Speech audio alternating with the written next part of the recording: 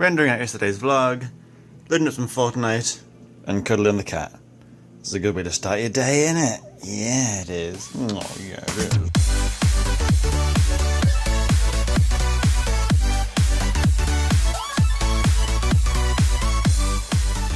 Well, so far today, the most productive thing I've managed to achieve was I poured Huel all down my shirt and had to iron a new one. So if that doesn't sum up what I've managed to achieve so far today, then I don't know what else does. It's like 20 past 12, I start work at 3 and I've done nothing. I always feel like I can't really take too many risks with the mornings. I feel like I can't actually do anything that's really any worthwhile time, because there's always the risk that whatever it is that I do will end up having some unforeseen circumstances that stop me going to work, which I would never want to happen. Which sucks, because when you start at 3 in the afternoon, like that's the whole day, isn't it? I just sort of mope around and mooch around and other words that would imply sitting around. And I don't achieve anything, which is the most annoying thing of all. And now, considering that my plans for the day have been basically non-existent, considering I'm waiting to start work, I've left my house at 1:05 when I start at 3, and I'm going to go to McDonald's. Now I know classically I always eat these burgers and just junk food and stuff. I have Huel or I have crap, and that's basically my diet. The Huel will probably keep me alive at this point. But I've got 2 jugs of Huel for dinner tonight, so I'm in work till midnight,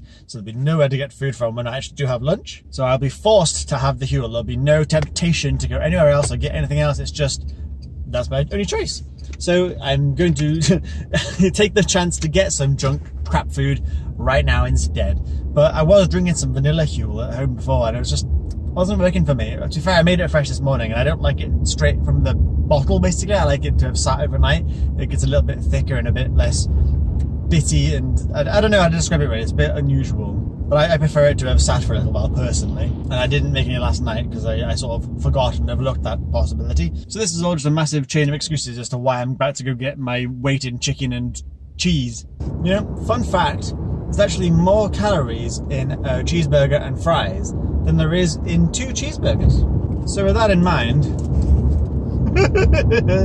Right, so we're nearing the end of the vlog a little bit now, so it's going to be quite a short day today, so my apologies, but I have remembered something that I feel like is really worth explaining. And it's a bit of a story, so sit down and settle in. And I'm doing this while sitting in the car in the rain on like a lay-by next to a roundabout, because I've just sat here with my engine off, writing handover for work, and I've sat here thinking, you know what, now's a good chance. It's like, what about midnight, whatever. About, I guess, maybe 12 to 15 years ago, I got a text message from somebody, from a wrong number basically.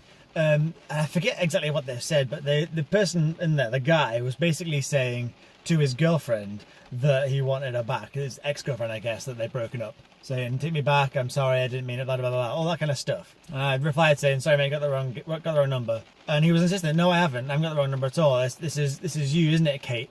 I'm like, who are you talking about? It's the wrong number. Like, why you leave me alone? And the guy, I can't remember how it progressed. Just to say it was a long time ago now, but ultimately it revealed that this guy said he was Pete Doherty, or Pete Doherty, however you pronounce his last name, from the band The Libertines and Baby Shambles subsequently.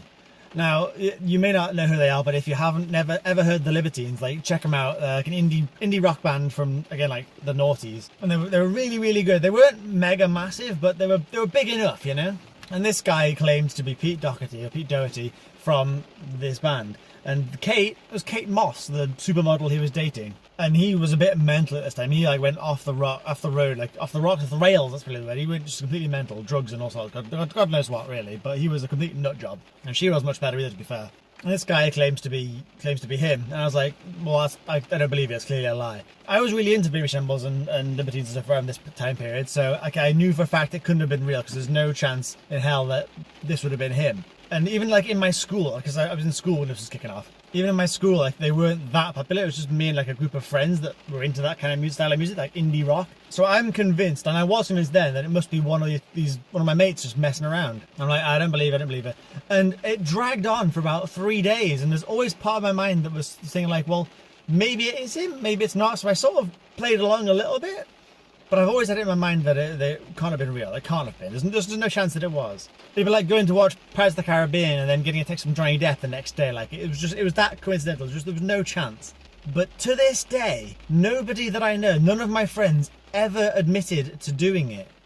Nobody ever came forward and said, do you remember that time that I pranked you thinking you're talking a bit dirty? It wasn't him, it was me. Nobody ever told me.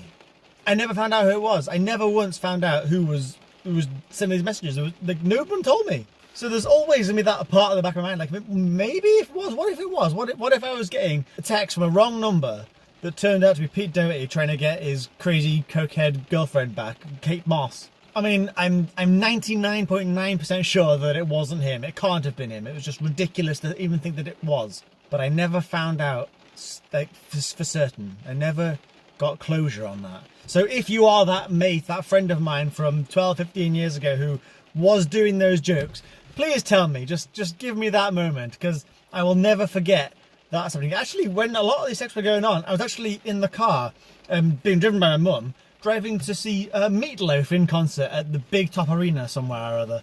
That's where I was. That's what happened. I was going to see Meatloaf live, and on the lead up to it, I was texting someone claiming to be Pete Doherty. What's that about? The weirdest thing. Weirdest thing. Anyway, this is going to be the end of the video for today. Like, I hope you've enjoyed my little weird story in there, but at least I got something for today's video, because otherwise I've done very little, and it's now like 20 past midnight, so I need to get home because Jo's at home and probably waiting for me. Hopefully asleep, but maybe not, and if not, then she's not going to be happy that I'm sitting there talking to you guys. So, hope you've enjoyed today's video, and if you have, a like rating is very appreciated, but otherwise I'm back tomorrow at 7 PM UK time for the next daily vlog. So thank you very much for watching, and I'll see you all later.